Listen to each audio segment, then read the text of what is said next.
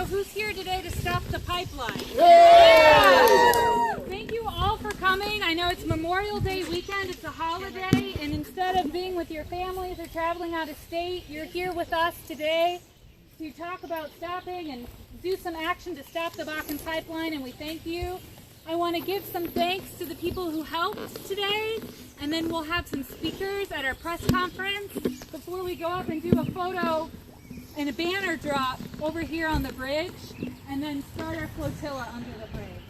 So thanks very much. First to Sylvia Rogers Spalding here. She is the landowner who inspired us all today to plan today's event. You'll pass along her property. She'll be speaking to us in a few minutes, so you'll pass along her property towards the end of this float today, and you'll be able to see where the pipeline path has started to be cleared and they've been taking down some large trees and things. And this is her family's property. And I will take pictures of that as we go down. I also want to thank Mahaska County Conservation for renting us these canoes that we're taking, and all of you who brought boats here today for us to float in. Thank you so much. I want to thank, sorry. Do you want us out here? Yeah, well, okay.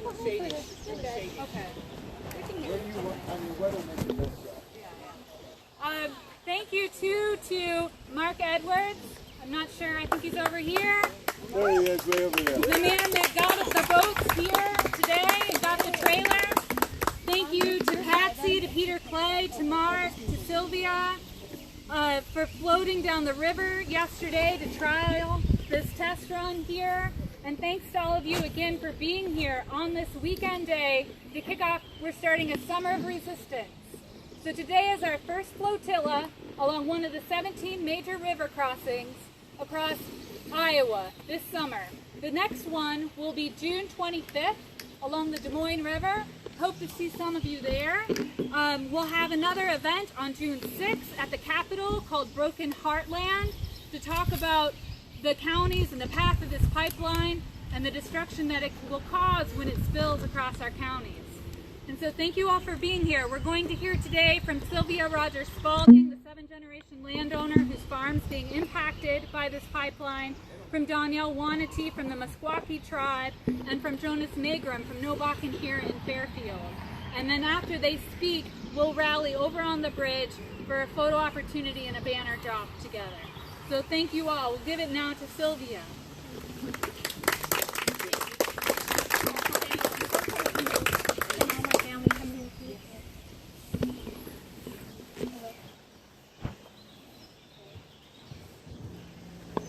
So I want to thank the press and all the Bakken Pipeline Resistance folks for coming to support our family against the Bakken Pipeline and the Meskwaki. It's really dismayed me that there's no environmental impact statement done for this project that is going to cross 4 states, major rivers like the Missouri River twice, Mississippi River, and all 17 major rivers in Iowa, including the South Skunk River. Now I know the Meskwaki and the Lakota, they all have cultural rights, but you know, us who have lived here for 8th and 7th and 8th generations, this has become our culture too. We're here at the Glendale Access, and right across is where our first generation of our family had a mill that was Thomas Comstock. And over here, there used to be a park and boat rides that his son, Andrew Jackson Comstock had, who was a Civil War hero. Now, as you guys go down the river, you'll pass Spring Creek, which is this township, and that was named in 1842 by Judge Comstock and his sons, who came and staked out this area when it was still under Dragoon and before it was opened up as a territory. As you pass further down, you'll pass other creeks that Judge Comstock named, and then right on the other side of Spring Creek is where Elizabeth Sarah Comstock and her husband Daniel Rogers, who came in 1843 with Judge Comstock, settled. And it's from Daniel Rogers that all of us came, and this is the 8th generation here. And here's my brother, 7th generation, and his daughter. So our family kept settling further and further east, and when you get to the high wires that cross, that's where the Bakken pipeline will pass over the river, or under the river. We're 100 feet away from where that's going to be. And we have 40 acres of forest reserve on our property, and it floods. And when it floods up to 4 feet. So there's going to be 24 million gallons of crude oil at 150 degrees passing through that pipeline. If it floods, if you look at any pictures of flooded rivers from pipelines, you can see that all of that area around it is flooded. So what is it going to do to that floodplain and to those maples and other trees that are there? If you come on our property, some of them are 125 years old. They're 7 feet girths. They're home to habitat possibly for the endangered Indiana bat during the summer. The herons have started coming back and roosting up in the trees. There's pleiaded woodpeckers. It's just a habitat for a lot of natural animals. There's no impact to the culture. The Indians were around here. From our family history, we have stories of them, well, taking some of the kids on the canoes and also coming and asking for food. And when my father plowed the land, they found a lot of artifacts too. So there's no cultural studies done, there's no environmental studies done, there's no economic studies done, and those woodlands are worth money. So I really think the Army Corps should do its job. It's a federal agency. It should do a thorough environmental impact across all 4 states. Yeah. And hopefully if they do that, they'll see that this Bakken pipeline is not good for the states it cross. The people do not benefit from it. This oil is going to be exported. It's going to add to climate change. It's going to support that fracking that's going on up in North Dakota.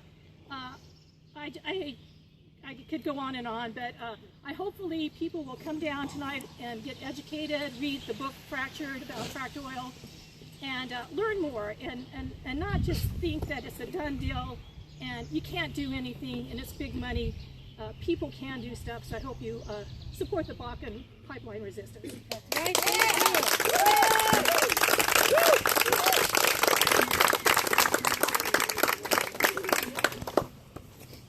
Hello, I'm Danielle Wanati, an Iowan and a member of the Meskwaki Nation.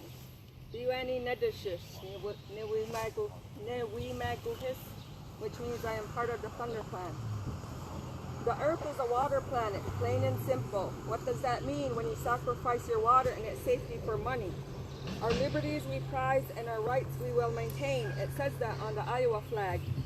I've asked every person involved, like the Iowa Governor's Office, Dakota Access Pipeline, Army Corps of Engineers Office in Omaha, and the Iowa Utilities Board to seriously think of human beings and the threat to our water via contamination from this pipeline that has no benefits to Iowa. Iowa has navigable waterways that affect all, if not most, of Iowa's rich soil. The rivers are the veins of this earth. Life depends on the veins to live in every living thing. Human beings, trees, plants, animals in this land called Iowa.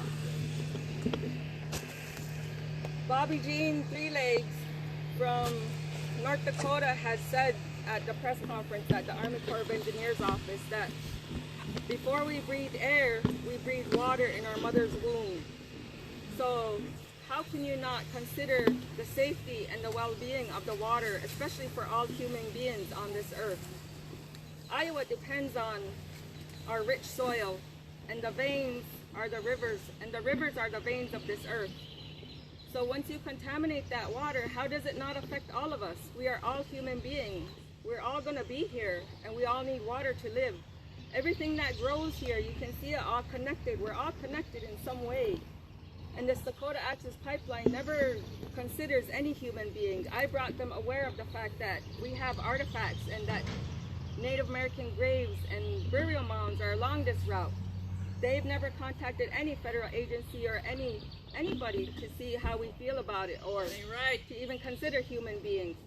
So now I'm speaking up as a Meskwaki person for all human beings in the state of Iowa, because this affects 3.1 million people, not just the people that are going to be having jobs for one growing season. workers. There are more that it affects than just them. And there's also a threat to our safety of our water. Once you contaminate the underground water, think about how long it takes to wipe out half the population. The children and the elders are the first to go. We need fresh water. Yeah, it's going to rain, but you have to consider all our navigable waterways in Iowa. Joni Ernst had once said that, you know, we have quite a bit navigable waterways that are classified in the state of Iowa. Why hasn't that been considered in an EP environmental protection study? Why hasn't the Iowa Utility Board even considered that? These pipelines are going to break. It's not if they'll break, it's when. This metal And where and how deteriorates in bad. the land. I have a dress that I've been wearing that's over 100 years old, and I still take care of it. If you take care of the land, it'll last long. But if they can't even guarantee that that pipeline will last longer than my dress. So I hope you join us and are aware of the issues. Northeastern Iowa, southwestern Iowa, they have no aware of what's going on and what we're fighting against. We're fighting for everybody in Iowa, everybody in South Dakota and North Dakota, on Indian reservations, on farmlands, you know, landowners. We're fighting for people and our water. So please be aware and help us fight this issue and help us stop this. We are not done.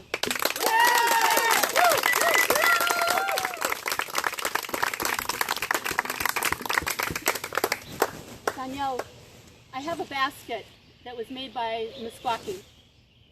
It has a price tag on the bottom of it of $125. It has who it was given to. This is made from trees. It's made from maple. The maple trees are being cut down. Those gifts of the earth that give us maple syrup, that give us materials like this for baskets, that provide oxygen for us, and we're cutting them down so that we can make plastic containers out of fossil fuels when we could have things like this treasure. And so I want to give this to you, Danielle, in honor of the history and long care that your people have given to this, and that we learn from this, and that we treasure the things that we are given from the earth and from the indigenous ways. And speaking of indigenous ways, day before yesterday, a Native American indigenous site, a sacred site, was found in northwest Iowa, and the U.S. Fish and Wildlife has revoked the permit on the Big Sioux Wildlife Management Area, and IDNR issued a stop work order to Dakota Access. And that is because of things like this. It is because of the history and treasures that indigenous people have left. We need to learn the lessons well and stop this pipeline. As an archaeologist, I can tell you that what we find now are the refuse and the garbage of fossil fuels, styrofoam and plastic and ugly things. We need to leave a better quality of object for future generations. We need to leave things like this basket. This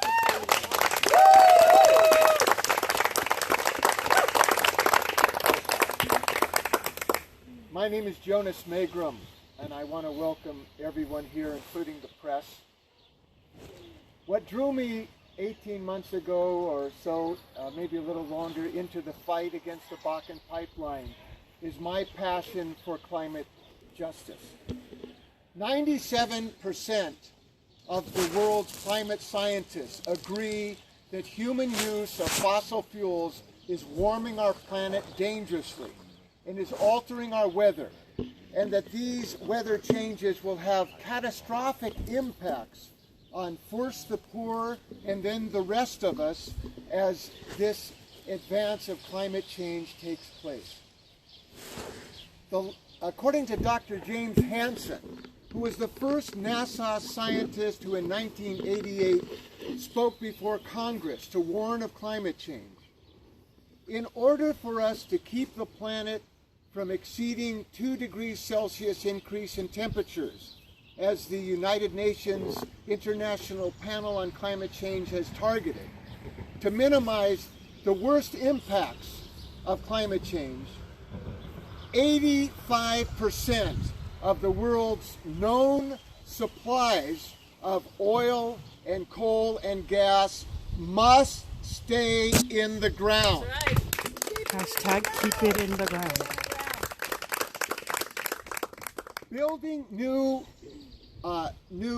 transportation or fossil fuel infrastructure like the Bakken pipeline will only extend, it will facilitate more extraction of fossil fuels and perpetuate our dependence on these world-threatening carbon-based fuels. It's time for us to do the right thing, not just for our children, but for all future generations, to demand of our government a shift from the dependence on fossil fuels to the infinite energy that the glorious sun provides to our planet every day that can serve our energy needs just as can wind. Iowa leads the nation in the percentage of our energy that is supplied by wind. There is a scourge of 40%. corporate greed That's right. that is putting the profits of a few billionaires wind turbines above scattered the all over the well-being of our planet. Right. It must end. Yes. It must end. 2 weeks ago in Whiting, Indiana, I was among 41 people arrested at the British petroleum plant there. It is time that all of us step up. Arrest may not be for everyone, but all of us must take part in this fight to save our planet, to raise our voices together. And I'll tell you, there's a great joy and inspiration in being with, if I may use this term, my tribe of people who fight for the justice of this planet, a sense of belonging. There was a thrill to be part of that 1,000-person march in Whiting. We appreciate the thank yous that we get. We hear them all the time. Well, thank you for doing that. Thank you. The best way to thank us is to join us.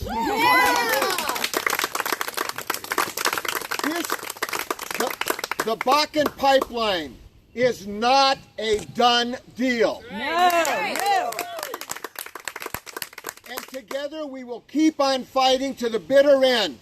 And hopefully it won't be a bitter end. It'll be a joyful end. And this pipeline will never be built. But this is just the beginning. Yeah. We are not going away. That's right. We are growing in numbers.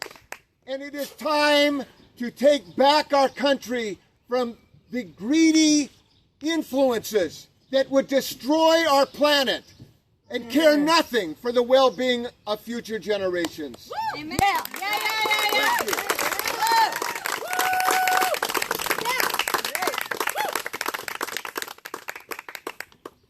So we have a powerful day planned. We're going to do a float along the South Skunk River. And then at this 3 river p.m. we here? invite everyone who can to join us downtown in Oskaloosa at the Book Vault for a reading of Fracture. And we'll be hearing from some of our Iowa pipeline fighters who have been part of an anthology about fracking across the United States and do a community meeting to share more information about the status of the Bakken pipeline today.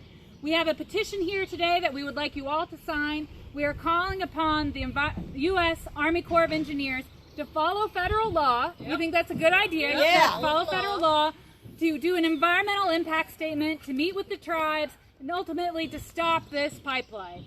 So let's do that. We're going to have a great float, and we're going to go ahead and do the float now, and we'll do the photo op on the bridge at the disembark. It'll just be easier. It's a shorter walk. We won't have to go through any stinging nettles and things. I'll have the petition over here for you to sign, and we'll have it at the exit as well. And so we hope you all sign our petition today. I also have a form if you want to be updated on events that we have throughout the summer, the Future Flotillas, Broken Heartland on the June 6th in Des Moines. We have a document you can sign to get on our email list. So thank you very much. And all those who are floating down the river, if you have not yet signed the release agreement, we ask you to please do so. All right. And I have those. Okay. And thank you for being here. This is our smallest pipeline fighter down here. Kayak, I would trade the use of my kayak for the day. If someone would take me in my truck down to the drop-off point, I'll drop off my truck, we'll ride back. And then once we have reloaded the boats, I will bring that person back here, pick up their car, or if somebody wants to volunteer to help me out. Yeah. And anybody who's not going on the boat is welcome to come to the farm. You can walk down with us to the riverbank. We're going to take photos of the flotilla to pass by. So if you want to do that, we want to stay and help Sylvia and I with photos. Maybe we should have all the people with cars meet to figure out the shuttle piece. Okay. Sylvia and I will be I'm planning going to to go ahead shuttle and take people my back stream and forth. down. But some of you will need to ask you to drive, like, I'm sorry, Tom? Tom So, said if I to- can you might want to leave your cars continue to down. get soon So while I'm on the who here river, has a car that I would will be keep, interested in helping I'll come figure back out our once I get in back and forth? So a boat. Here, Tom, And I Carolyn, will, maybe we can meet right here with Peter to talk a little bit. I will get my stream back on, so otherwise I'll just shoot video.